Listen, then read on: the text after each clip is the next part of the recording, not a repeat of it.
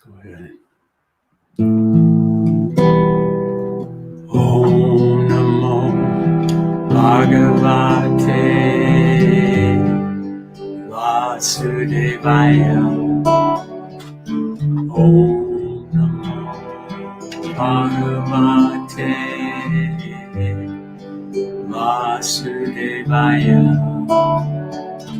Om Namo Bhagavate Vasudevaya. Om Namo Bhagavate Vasudevaya. Shri Krishna Govinda Hare Murari Hey Natha Narayana Vasudevaya. Hare Krishna Krishna Krishna Hare Hare Rama Rama Rama Hare. Om Namo Bhagavate Vasudevaya. Om Namo Bhagavate Vasudevaya. Sing along with us. Hare Krishna Krishna Krishna Hare Hare Rama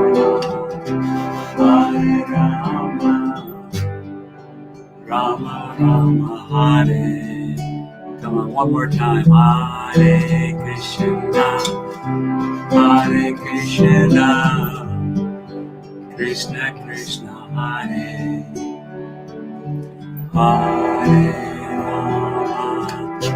Hare Rama Rama Rama Hare.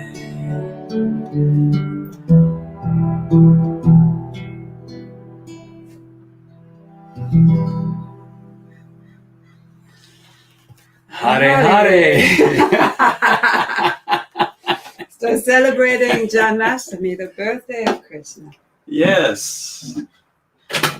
Welcome. Joining us again for our Wednesday satsang and meditation. What a joy it is to see all of you here, that you would take the time out of your very busy schedule and make the choice to choose God, to choose meditation, to choose us in this time, to sharing with you some of the great teachings of these great masters here on our altar behind us.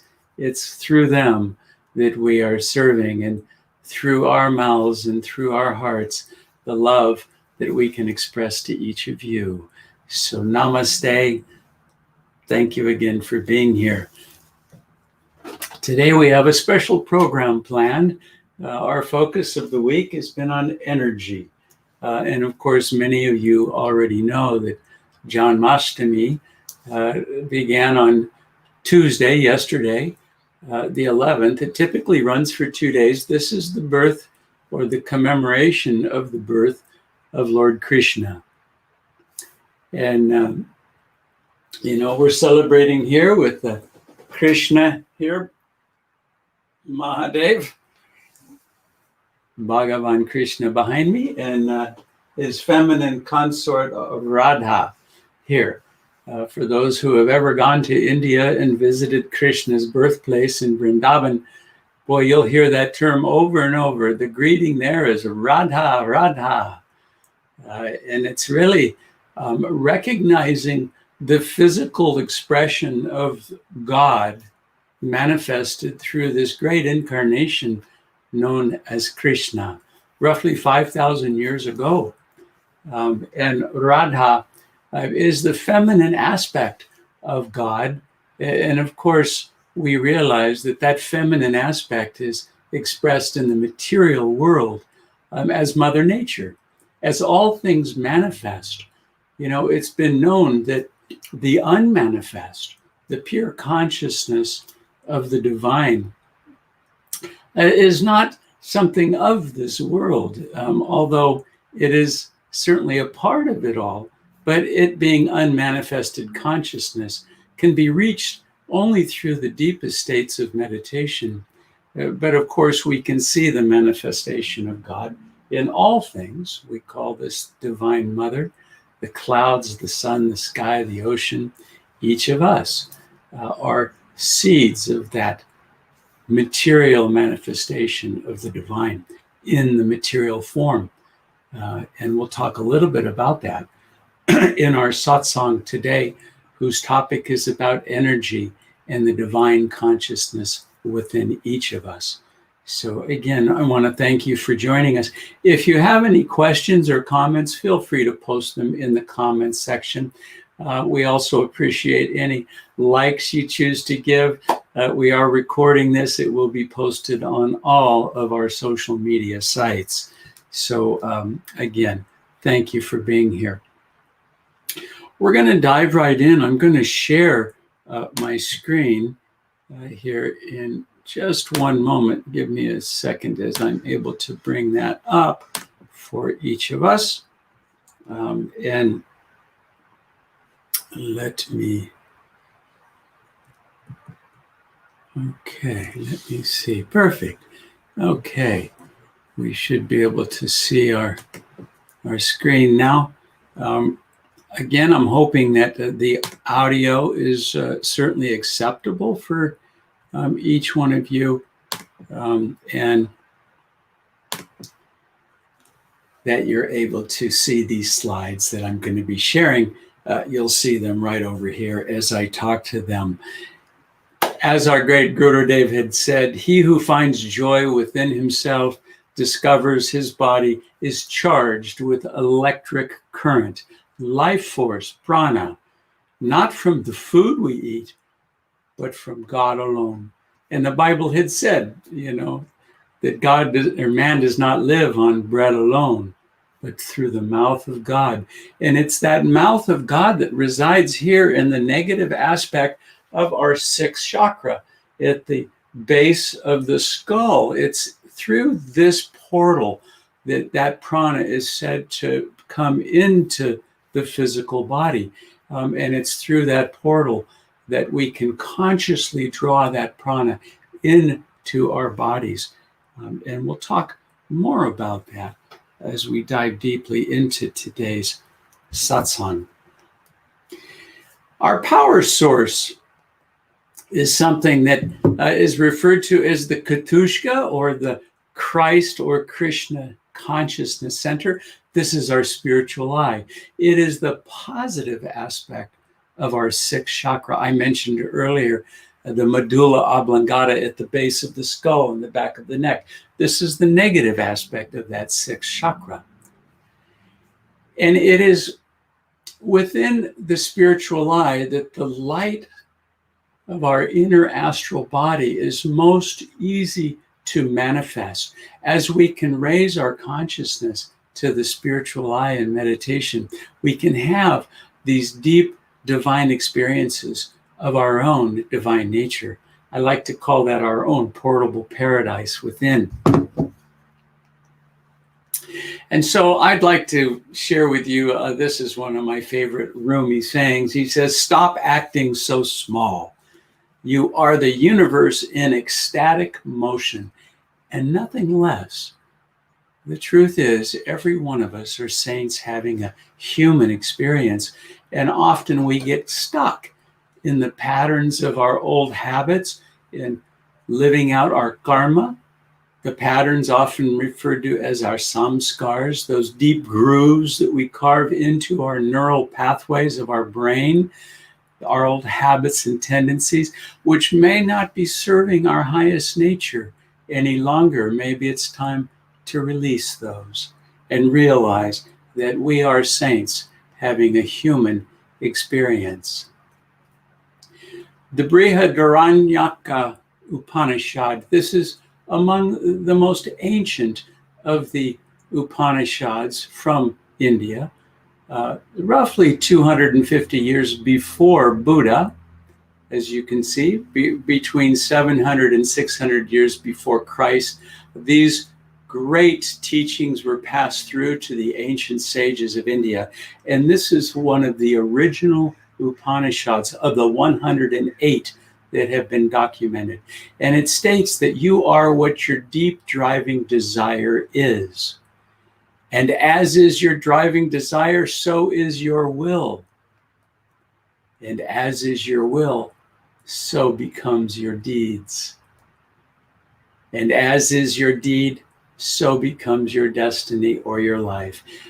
Another way of looking at that, as it comes through the lens of the great Mahatma Gandhi, he says, keep your thoughts positive because your thoughts become your words. And he also said your words, keep those positive because those become your behavior. And your behavior needs to be maintained positively because it's that which shapes your habits. And keep your habits positive because those are what shape your values. And with those positive values, you shape your own life, your destiny, your future. And so it is that you control your own destiny. That your mind is the creator of your own body, the physical body, and all the circumstances that surround you. You know, Yogananda had often said, Yogananda, our Gurudev, had often said that all circumstances in life are neutral.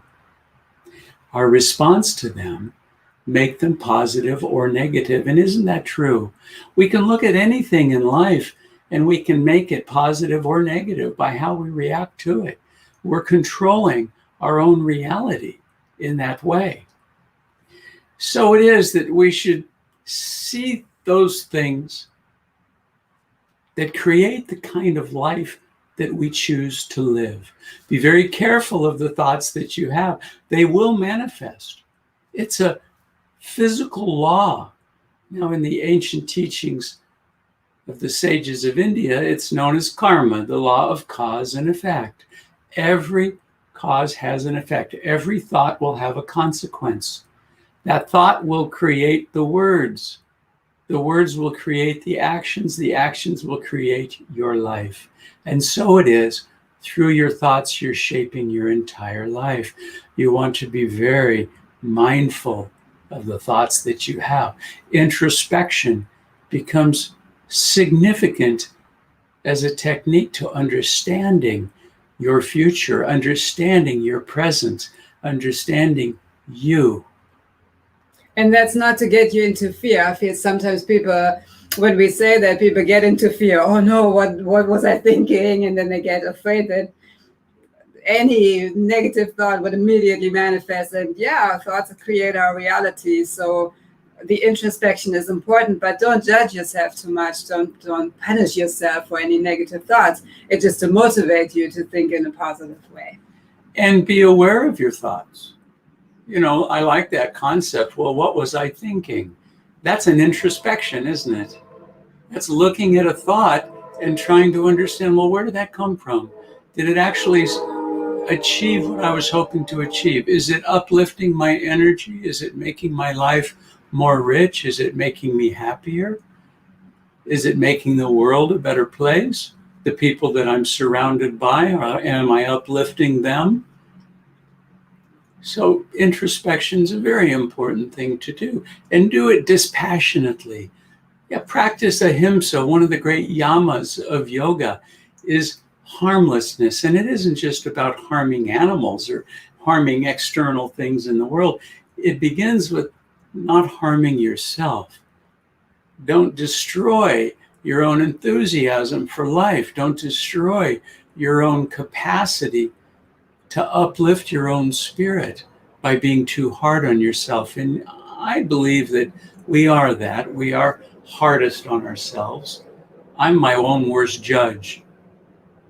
But I've learned to judge myself fairly and to realize that as long as I'm doing the best I can, then that's good enough. God is never judging me. Guru never judges me. They love me unconditionally. I'm my own worst enemy, my own worst judge. I'm the one that points the finger at myself, no one else. You know, we have this new science now, often referred to as quantum physics, and it's being applied in the human sort of science of religion in these days. It's referred to as the quantum consciousness. And it's there that we begin to realize that when we carry a thought with dynamic will, now we've often called that setting intention.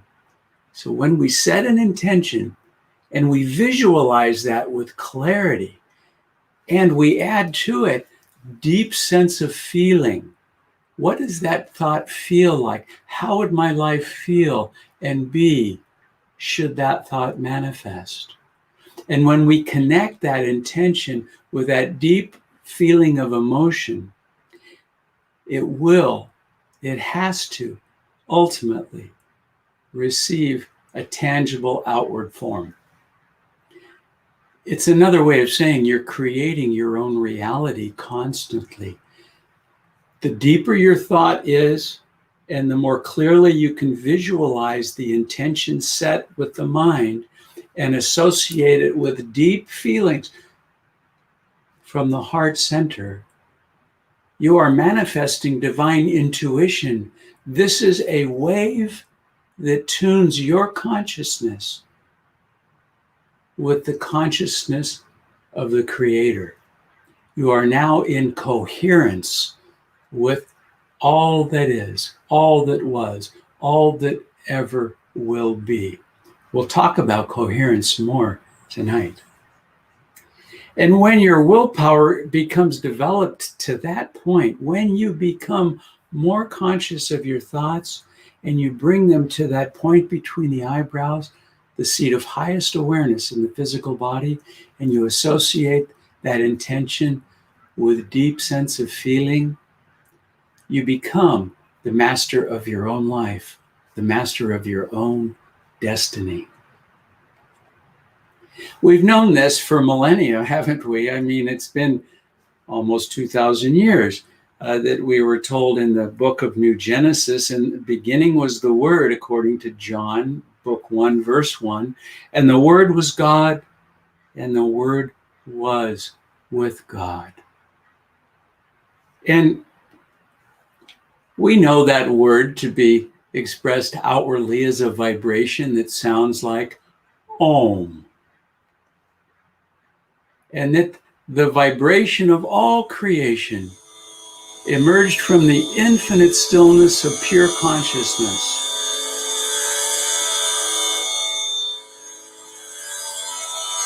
Emanates as the vibratory force of pure spirit.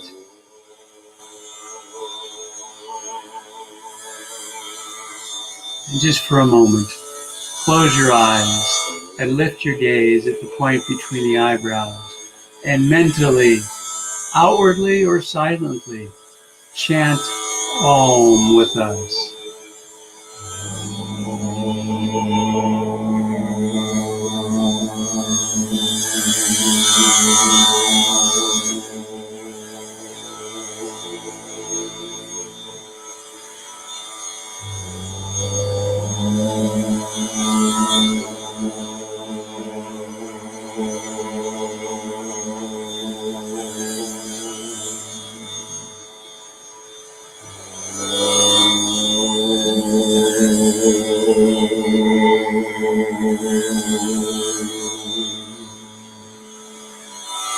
You know, this word is so powerful that it is expressed across all religious traditions.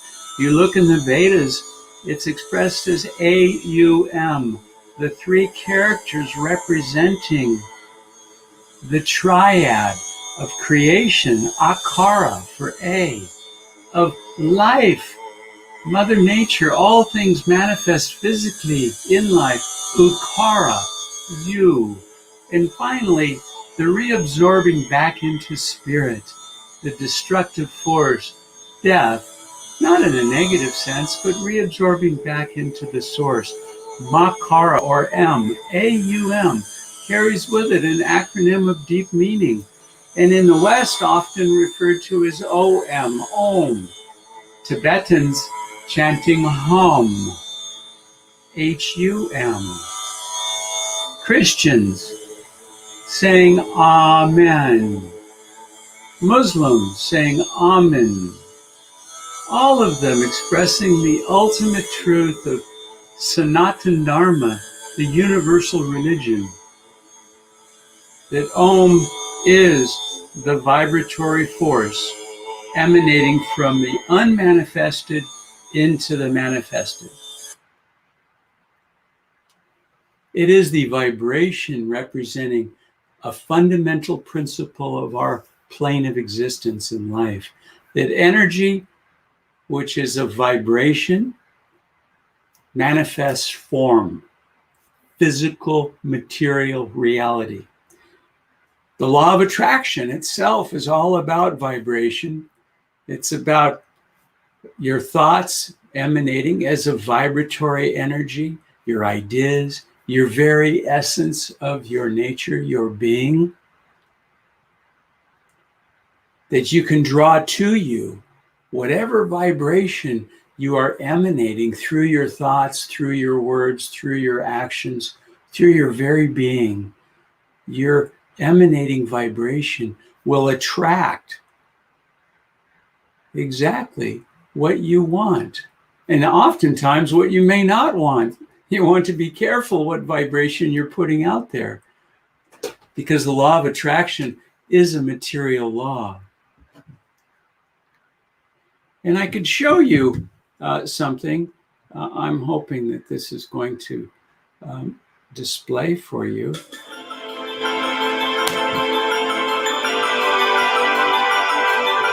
And I'm going to pause for one moment just to make sure that it is going to show for you.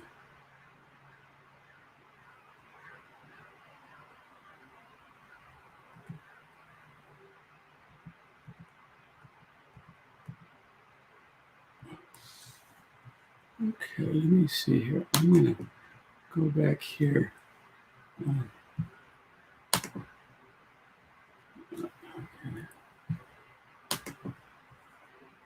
Oh, good. It is.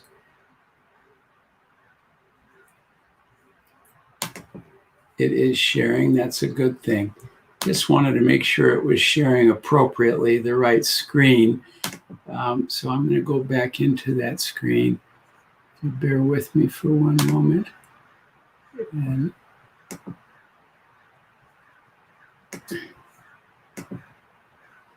okay, let's watch this together. This is a very interesting, short 3-minute video on an amazing experiment called forced resonance. And I'm going to talk more about this in a moment, but I wanted you to see this.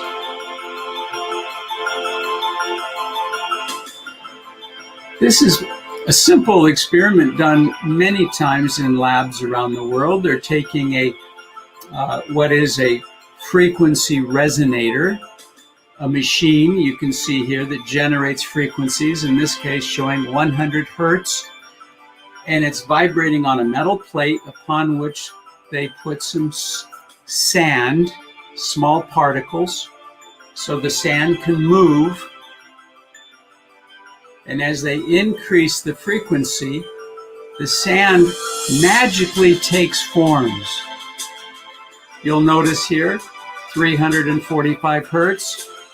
They'll add a little more sand, and they'll increase the frequency to over 1,000 hertz, and a more complex form manifests. And as they increase the frequency, more complicated forms come into being.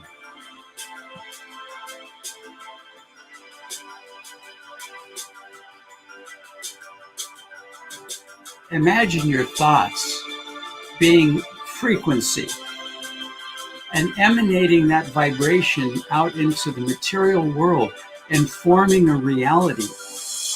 that's incredibly complex. This is an example, a very simple one I give you, but an example of how vibration creates material form.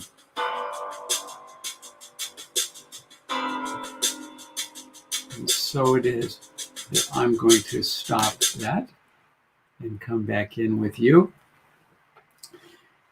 Isn't that interesting?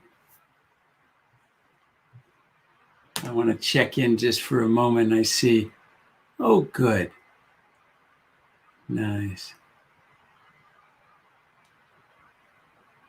I just wanted to check in on some of your chat posts.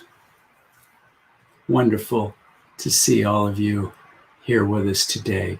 And again, we can't thank you enough for joining us.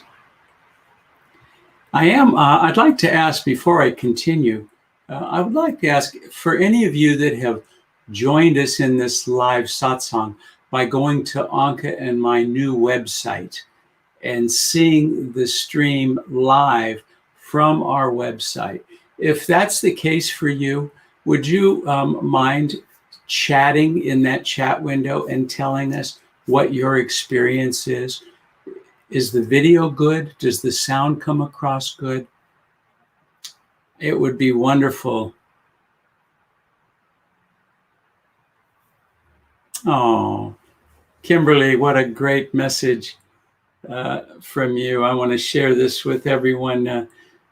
A dear friend that I had the pleasure to work with some years ago, saying this is exactly what I needed, and I've been trying to practice more in my life.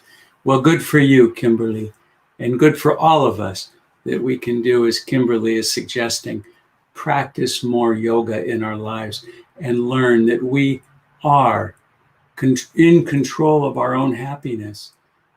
Well, the corollary is true as well, though, isn't it? That we control our own sadness too.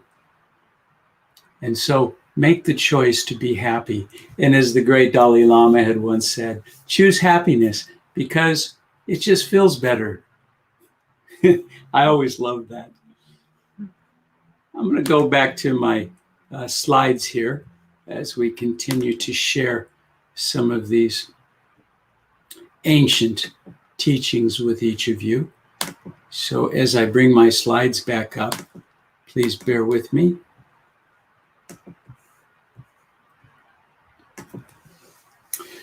So energy is a vibration from which all form manifests. And as we mentioned before, it's how it vibrates in the material world that dictates what forms are going to be shaped. And I'll talk more about that in a minute. But again, I want to show you that if you were able to see with your eyes your energy body, you would have an astral spine that would look not unlike what this image shows on the left, this cloud of channels of energy vibrating through the center of your body. And like all waves, they carry information. And so whatever wave is that you're creating through your thought, through your words, even through the food you eat, those are vibratory forms of energy that you're taking into the body, and they carry information, and it's either going to serve your higher good, the nutrition of the body, or not. We'll talk more about that in a moment. But realize that your physical body is your channel, your matter-bound channel. It's a physical, material matter, but it's your channel for your energy to manifest back into the pure state of consciousness, back to the source. And all we need to do is awaken our subtle energy body through meditation and yoga and reverse the effect that vibratory energy has crystallized into a material form into our bodies. we can create new bodies. We can heal ourselves instantly. We can create the body that we would like to have. Every cell of your body, right this very moment, as you watch this, is going to die and replaced with a new cell on average of a 7-year time frame. In 7 years, you'll have an entirely new body.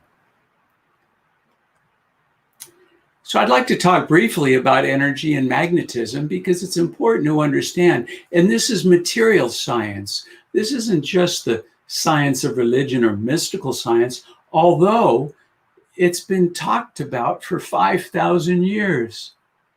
That moving charges create fields. If you take an electron and it moves as it does through a wire that you plug into your wall, and the electrical current, that current is moving charges.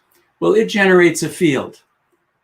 And that's why you have a shield around wire, because the field that wire would create would be so disruptive, it would be interfering with itself.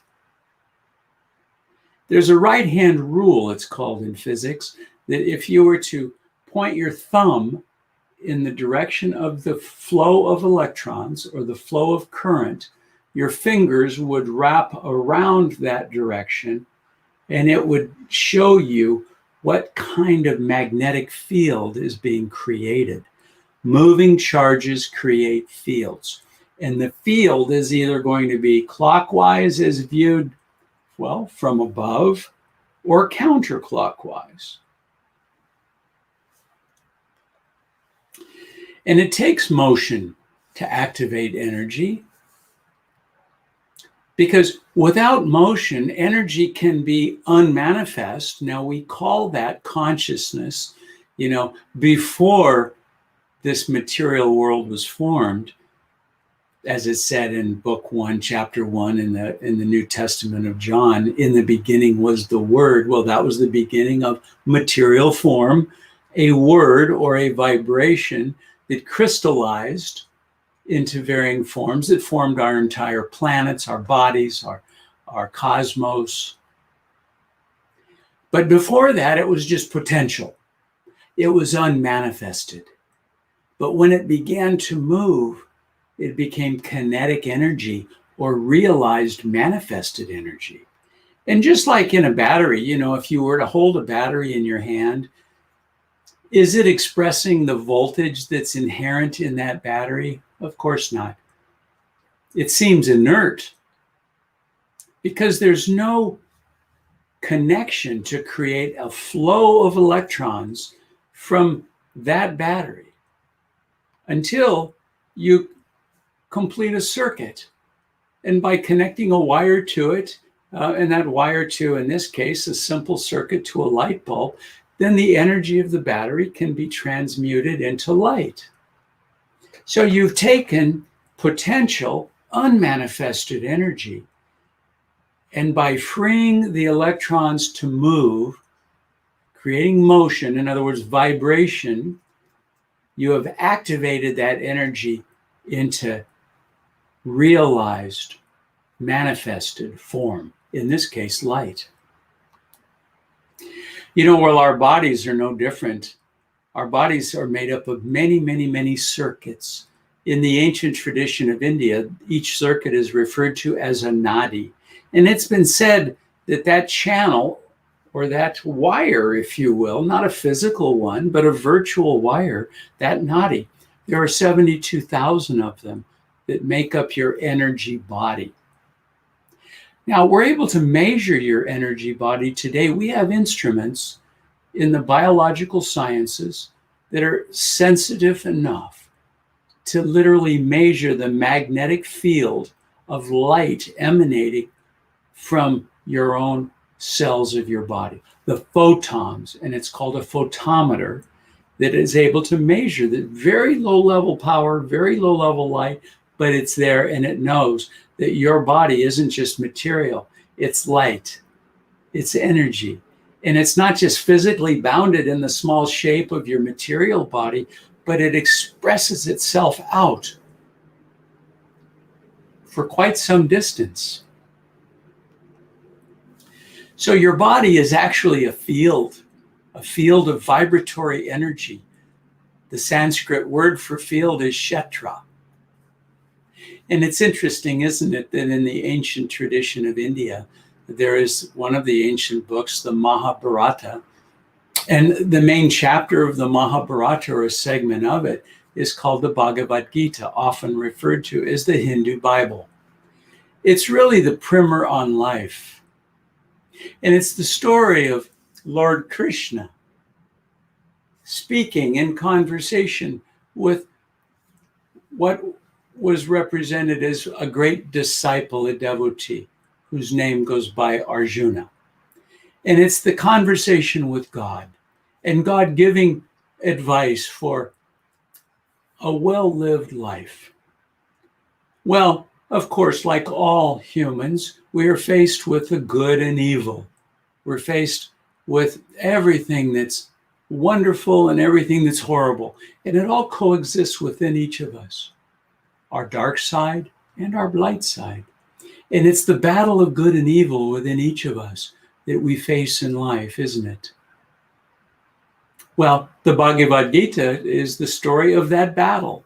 And that battle took place on a kshetra. It's called Kurukshetra, the battlefield of the great struggle between body and soul, between good and evil. Well, we know, according to physics, that we are not a linear being. The body is not a machine. The body is a living, breathing, self-organizing, self-governing, self-referring field of potential. The process of knowing, the process of being the knower, and the process of that which is known are one and the same in the deepest sense. They are not separate. We know that we cannot separate reality from the observer observing reality. We know, based on the experiment originally done in 1803, called the thin slit experiment, where we passed light through two thin slits to see how it would act on the other side of this box through which that light passed. And if it was being observed, it acted as particles. If it was not being observed, it acted as waves. And the truth is, light is both. But you could not separate the physical expression of light as a particle from the observer watching that experience. We cannot separate ourselves from the reality of life as we are seeing it. When we do, this expression of material life collapses into nothing but the dance of dark and light, of shadows on the screen, the movie of life. But within the field, the kshetra of the physical plane can be manifest infinitude. You have the potential to live an infinitely joyful life, infinite in its grace, infinite in its health, infinite in wisdom, in calmness, in energy, in magnetism. This is the lesson taught by these great avatars: Krishna, Rama, Jesus, Moses, Saint Francis, Yogananda, Babaji. I could go on and on and on. The great avatars and saints and sages of all religions have shown us that they can live a material life in a physical human form, but not be limited by it. And so, to understand more that our body is made up of energy fields, nadis, channels, that allow the wave of energy to be transferred, to move freely. In essence, our body, in its sum total of all of its channels of vibratory current, is one big field of transferring information, energy. This field is communicating constantly with the field of infinite grace, the field of God. We cannot separate ourselves as that field from the objects within it. We are completely united with everything in this dimension. We are all literally one, physically and materially. And it's within this field, the body, where our cosmic nature operates. See, we are truly saints having a human experience. We have the capacity to realize our cosmic divine nature just by resonating that vibration through our thoughts. Meditation is that art and science that enables us to achieve that, to awaken that energy body back into the divine consciousness from which it came. We are all seeds of the divine truth of God, made materially in his image. And within us lies that seed, that soul. And we can awaken that soul and realize our oneness with it through the art and science of meditation. Because meditation allows us to tune our consciousness by stilling the material body and calming the mind. Because it's out of that stillness that all things can be realized. You know, the Bible said, "Be still and know that ye are gods." And of course, we know that when the body is active and moving constantly and the mind is chattering incessantly, we don't feel calm and centered. We can't tune our consciousness like a radio tunes to the infinite realm of frequencies. And when it tunes to that specific channel, it can draw that channel in and be played as material sound. Or we can watch on our television set an infinite number almost these days of frequencies broadcast from around the world. And we can make them into pictures and sound from the ether. Well, it's the same principle. We can tune our minds through meditation to learn the frequencies of calmness and joy and peace and love. And through that vibration, we can manifest whatever we choose to manifest in our lives. The breath is one of the key tools that we use for that. It's why it's one of the aspects of yoga referred to as pranayama. Life force control. Prana, life force. Yama, control. And it's through the breath, the binding cord that ties the soul with the physical body, spirit and nature becoming one through the breath. And as we can slow the breath, and there's simple techniques to do that, we'll practice some tonight. We'll also notice that we're stilling the chatter of our minds because they are tied together. As the breath, so the mind. As the mind, so the breath. Although it's difficult to try to quiet the mind by talking to it because you're just getting it to be more active. So trying to calm the breath and slow the breath down by thinking your way to it is a difficult task indeed. On the other hand, it's very easy to sit still and watch the breath as it rises and falls, and just observing the breath as it rises and falls. And that's fairly easy to do. We're going to practice more of that tonight as we go into our meditation. And it's through the breath that we can control the thoughts and the mind and the chatter.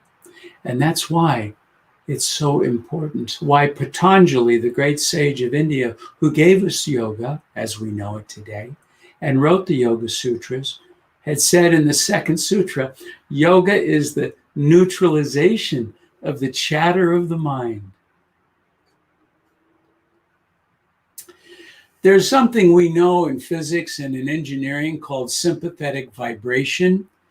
And what's interesting is every meditation technique utilizes this science. We don't talk about it often as we practice yoga and meditation, but I want to share with you that there is an underlying scientific principle governing it. Energy waves vibrate at certain frequencies. And when there's another item in the vicinity, and that vicinity doesn't have to be local, it could be halfway around the world. But if it is in sync with that vibration, the two can reach what's called coherence, and they begin to vibrate together. An example of this is tuning forks. If you take a tuning fork and whack it, it'll vibrate at a frequency. Another tuning fork will immediately vibrate at that same frequency. Same with a guitar string. Same with your thoughts.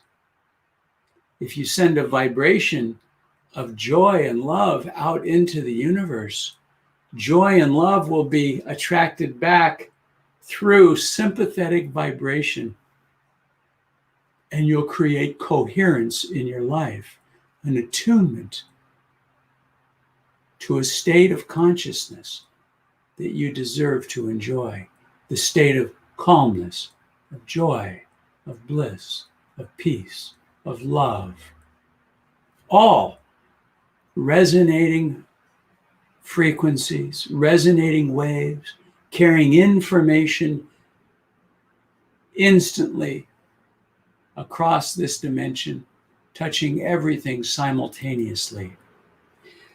All the techniques that we've learned around meditation, energization exercises, chanting, affirmations, measured breathing, inhaling to account, holding to account, exhaling to account. Hong Sa, the practice of mantra as you inhale and exhale. Japa, repeating over and over and over the Lord's name. Thou and I are never apart, Lord. Thou and I never apart. Thou and I never apart. Repeating over and over. Japa is repetition. All of those work on the physical, scientific principle of sympathetic force resonance. And as you create these vibrations, you're tuning your consciousness and sending out those waves through the field of your body to connect to the infinite field of consciousness, and thereby manifesting the life that you so richly deserve.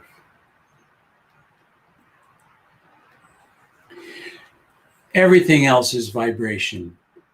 Music, sound, color, smell, pictures, bangles that we wear, gemstones that we wear. They have a certain vibratory frequency that can help tune our energy body to the planetary alignments based on our own planetary alignment.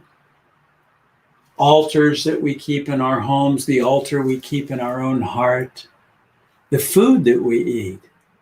All of these, they're not just material things. They're energetic fields of vibratory frequencies, energy that will manifest realities through forced resonance. So surround yourself with the uplifting vibrations. Eat food that uplifts your energy, doesn't degrade it. Be around people that use positive energy and show loving and kindness, not vulgarity and anger. Own your own energy. And know that the connection between your field of energy and meditation is your willingness to uplift your consciousness, become aware of your thoughts, the words they form, the actions resulting from those words, the patterns of habits and behaviors, and the life that you yourself are creating.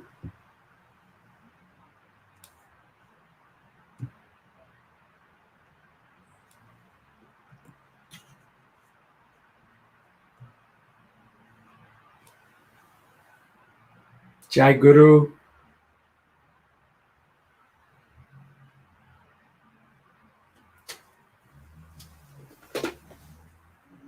For any of you that are interested, I'll be posting these slides on our social networking sites for you to download.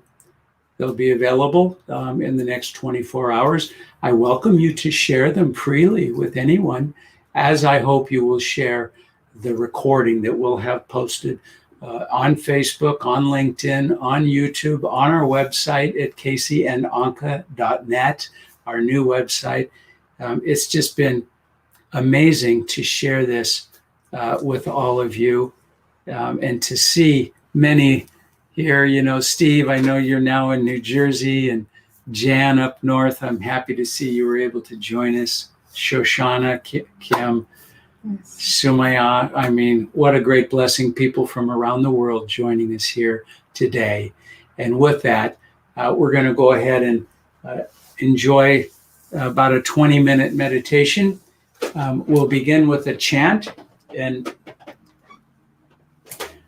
honoring the great Bhagavan Krishna, who we celebrated yesterday and today, the commemoration of his birth some 5,000 years ago, Janmasthani, it's called.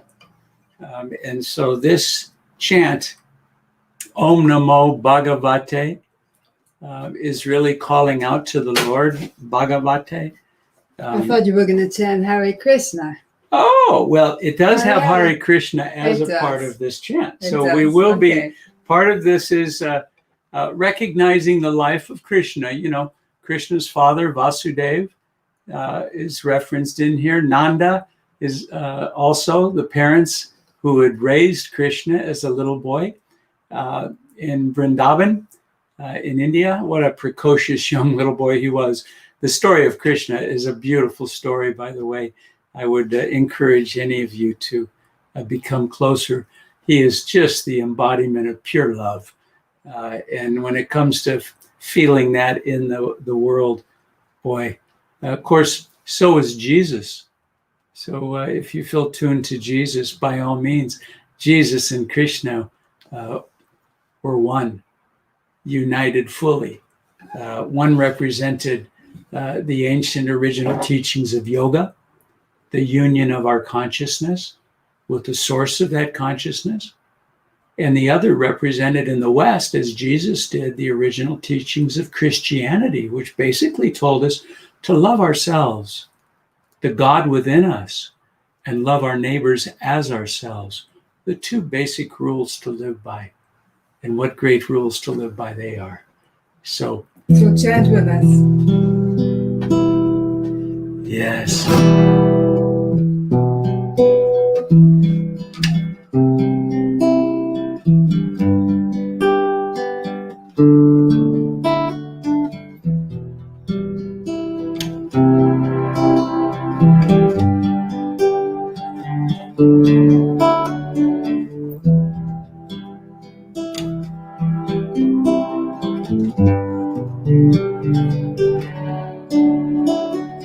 Om Namo Bhagavate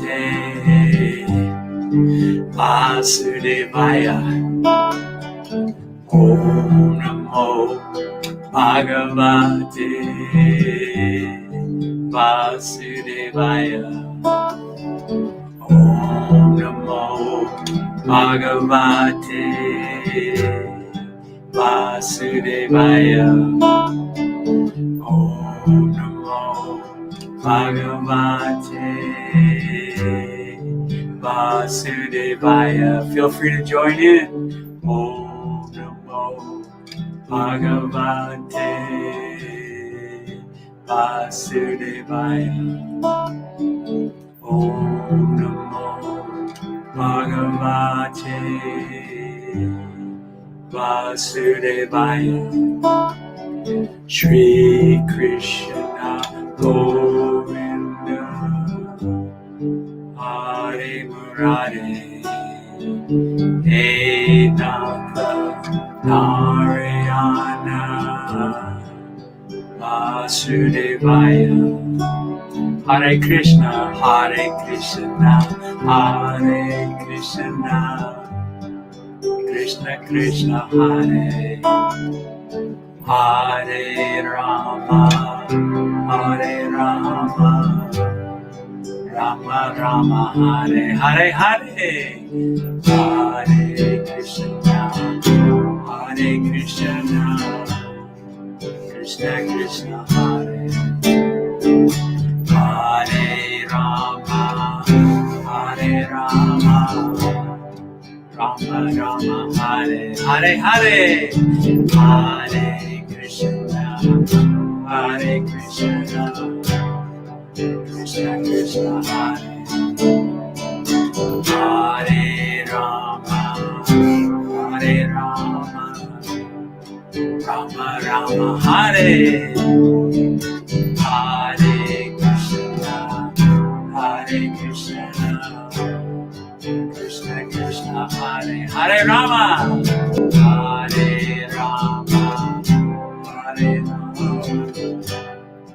Rama Rama Hare. Once more, Hare Krishna Krishna Krishna Hare Hare Rama Rama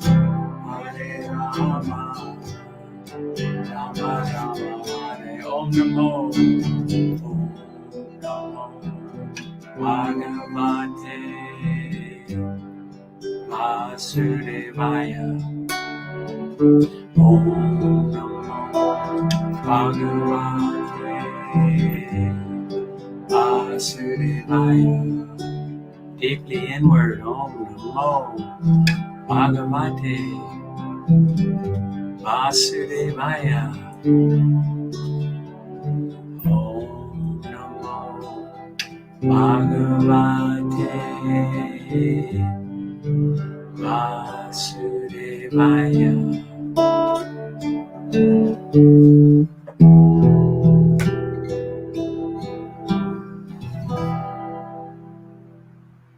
And just feel this love that we cultivated through this chant. Chanting is so much about increasing our devotion and feeling that love. Gurudev would often say chanting is half the battle. And as we said tonight in our satsang on energy, chanting is a vibration and you can feel it, can't you? When you go inward and you just allow yourself to uplift the gaze at the point between the eyebrows, the seat of highest awareness in the physical body. And you allow the vibration through forced resonance to attract that joy and that love and that Krishna consciousness into your own. You become uplifted. You become whole and one, happy. Just like when we chant Om, we can really feel, surrender into it and feel that oneness with all that is.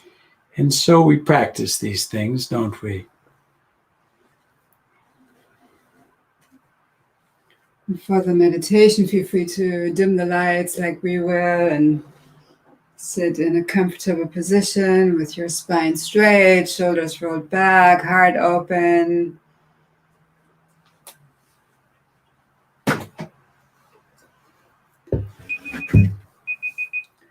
To Anke's point,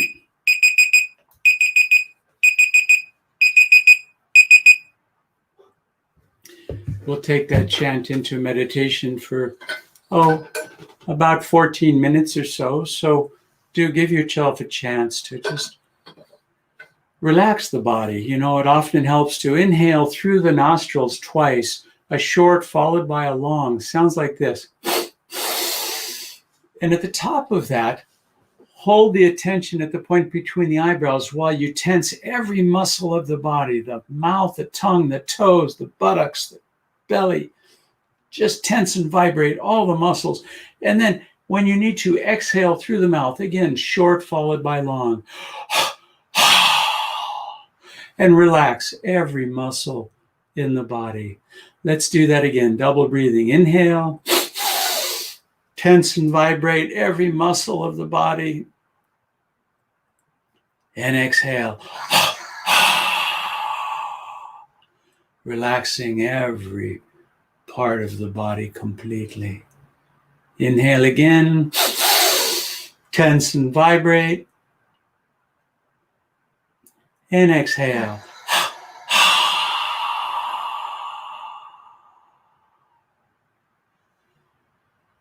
And so it is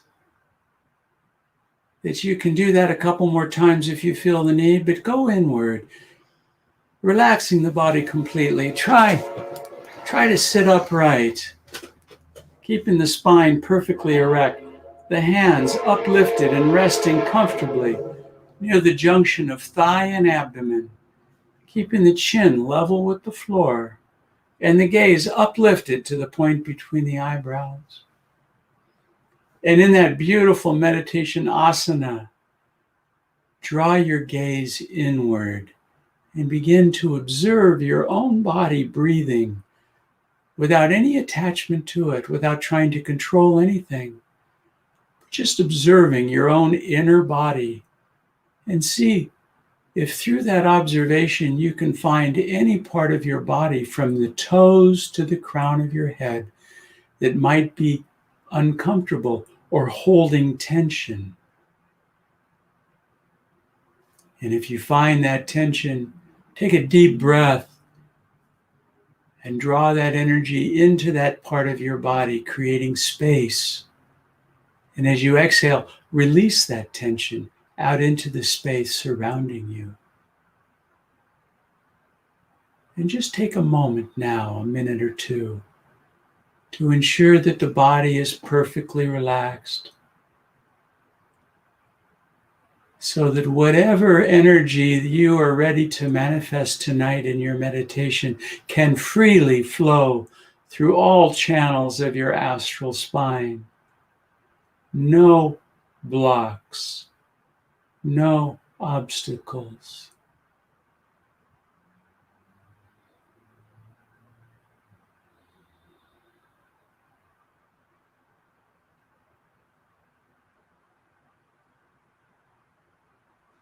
And keeping the gaze uplifted, eyes gently closed,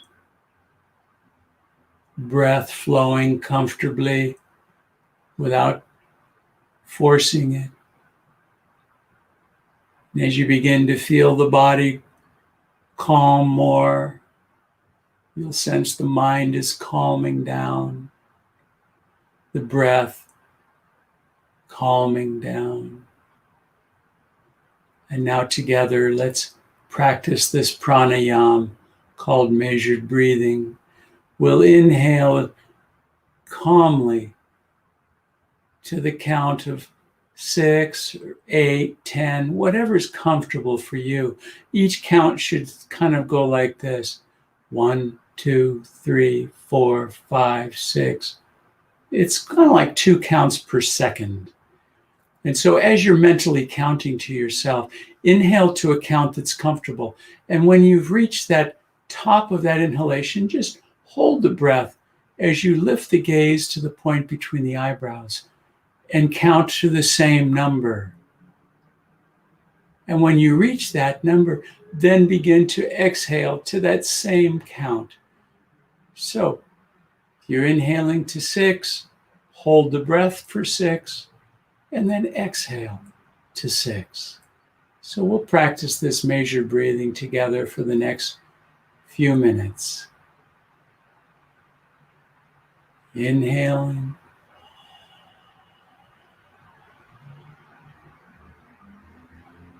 Hold.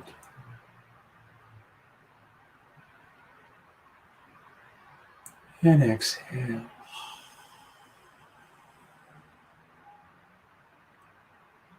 Inhale.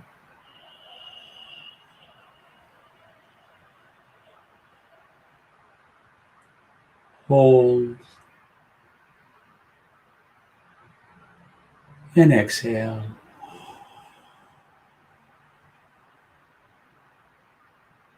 Continue on your own. And if you can extend the count longer, go ahead and do that.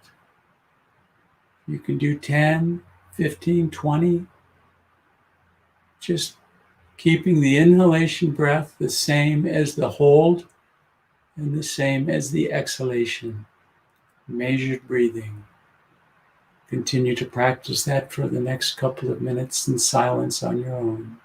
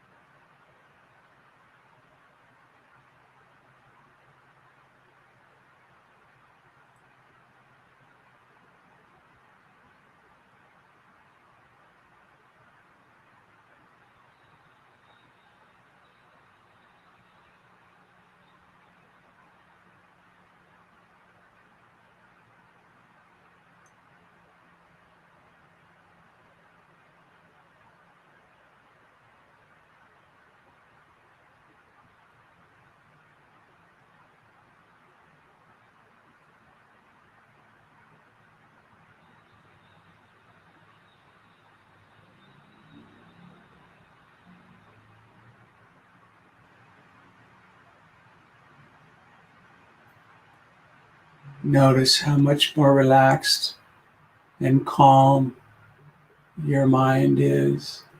The thoughts have receded. Your consciousness anchored in the present moment. The body comfortable.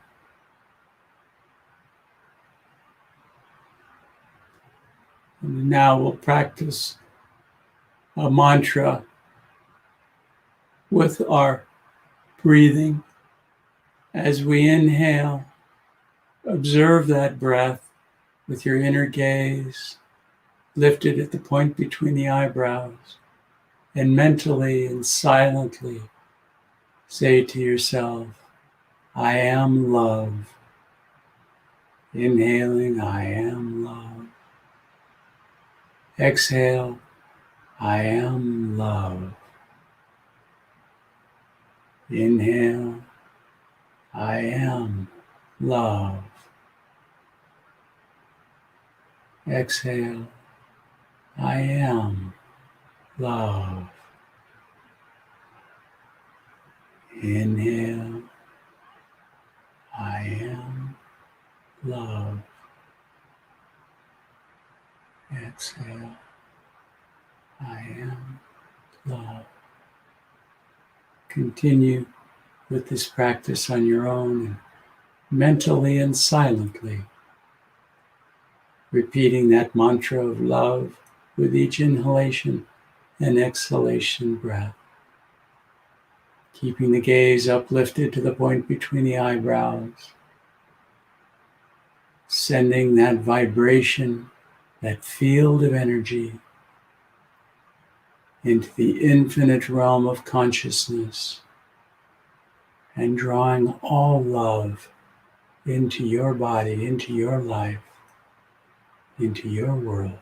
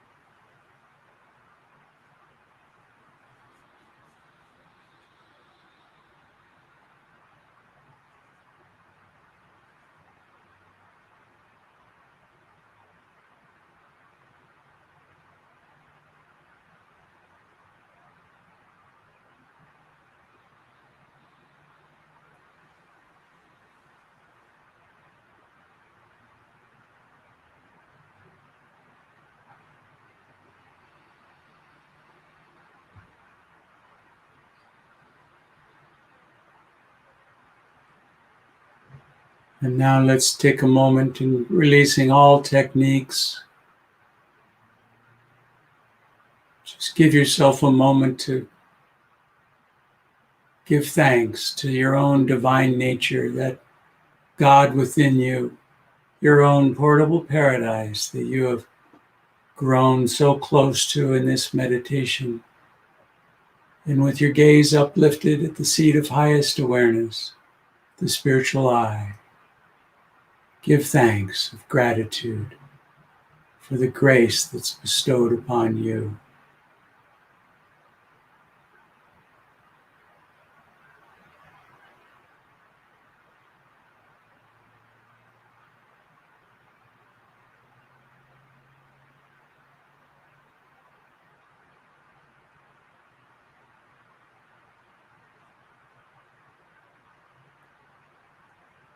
Know that you are never alone. Know that Lord Krishna, Jesus Christ, all the saints and sages of all religions are always with you, loving you unconditionally, guiding you, protecting you. All you need to do is tune your consciousness to theirs, to realize your oneness, to enjoy the life that is truly yours to enjoy.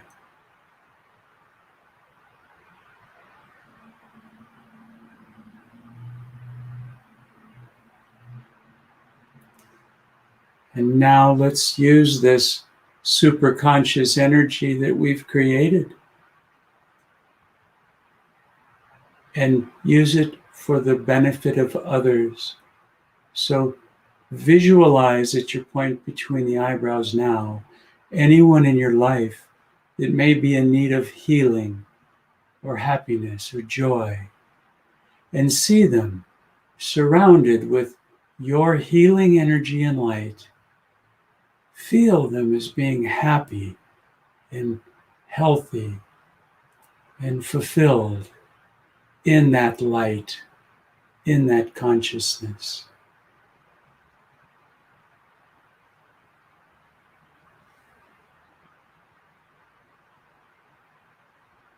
And with that realization, that visualization, bring your hands together in pranayama over the heart. And with the gaze uplifted, keeping that vision of those in your life in need of this healing energy, join me in this healing prayer. Divine Mother, Thou art omnipresent. Thou art omnipresent. Thou art in all thy children. Thou art in all thy children. Manifest thy healing presence Manifest thy healing presence in their bodies, minds, and souls. in their bodies, minds, and souls. And rubbing the hands together to generate your energy. And from that point between the eyebrows, sending out your conscious cosmic healing energy to those in need on 3 waves of Om for their healthy bodies.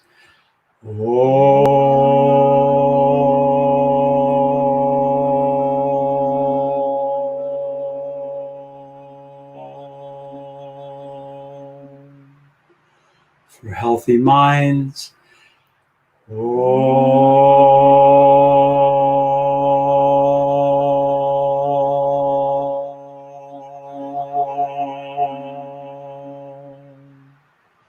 And for divinely awakening souls.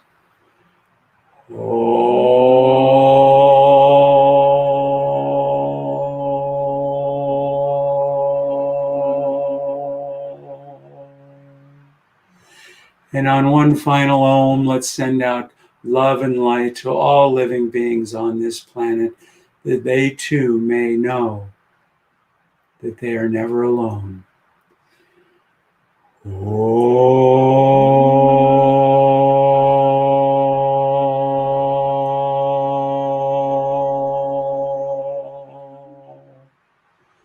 Bring your hands in pranayama over the heart and join me in this closing prayer. With our heart open and the mind expanded, join me out loud repeating these words. Heavenly Father, Heavenly Father, Divine Mother, Divine Mother, Friend, Friend, Beloved God, Beloved God, Great Masters of Self-Realization, Great Masters of Self-Realization, Saints and Sages of all religions, Saints and Sages of all religions, humbly we bow at your feet. humbly we bow at your feet. Divine Mother, Divine Mother, may your love may your love shine forever shine forever on the sanctuary of our devotion, on the sanctuary of our devotion, and may we be able and may we be able to awaken that love to awaken that love in hearts everywhere. in hearts everywhere. Om Shanti, Shanti. Amen. Jai Guru. Hare Krishna. Namaste, everyone. Well, Anke and I again want to thank you for joining us for this satsang this evening. If you're watching on YouTube, subscribe to our channel. That's some selfless self-promotion. Like in your comments, share the recording, share the PowerPoint of the slides freely if you choose to. Tell us how we can continue to bring joy to each of you each week. Remember, tomorrow morning at 10 a.m. Pacific time, Anke will lead us in a nice gentle yoga with theta healing. Again, our topic is energy, increasing your energy in a kind, loving way. And of course, every Tuesday at 7 p.m. Pacific is our healing circle for theta healing led by Anke. So please join us. And all of these you can access from our own website at caseyandonka.net. And just click on the live online events and you'll see all the new stuff going on there for live events and the recordings. Again, thank you for being here. Blessings to all of us, and carry this cosmic conscious vibration you've cultivated in your meditation tonight out into the world and share it. This concludes today's satsang. Blessings, everyone. namaste. Namaste.